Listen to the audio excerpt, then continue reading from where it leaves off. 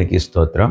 పిల్లరా, మన వ్యక్తిగత జీవితాల్లో మన కనుల ముందు ఓ భయంకరమైనటువంటి సమస్య శోధనలు కనబడుతూ ఉన్నప్పుడు, మన జీవితంలో అవి మనలను అధిగమించేటువంటి సమస్యలుగా, శోధనలుగా మనలను ఏలుబడి చేస్తూ ఉన్నప్పుడు కొంత వేదనకు, దుఃఖానికి గురైపోయి వీటిని ఎలా జయించగలుగుతాం అనుకుంటాం.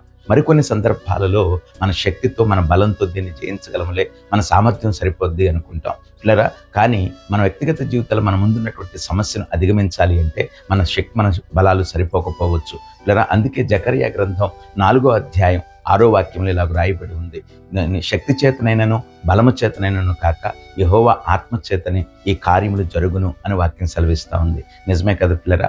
ఆయన ఆత్మచేతనే మనము ఏదైనా చేయగలం. పిల్లరా, మన శక్తి సామర్థ్యాలు మనకు ఏమాత్రము కూడా కొన్ని సందర్భాలలో మనకు సహాయపడకపోవచ్చు. మనం జయించగలము అనుకునేటువంటి పరిస్థితుల్లో కూడా, మనం పోరాడగలం అనుకునేటువంటి పరిస్థితుల్లో కూడా మనకు ఒకంత భయాన్ని, ఆందోళన గురి చేస్తూ కృంగిపోయే పరిస్థితులు రావచ్చు.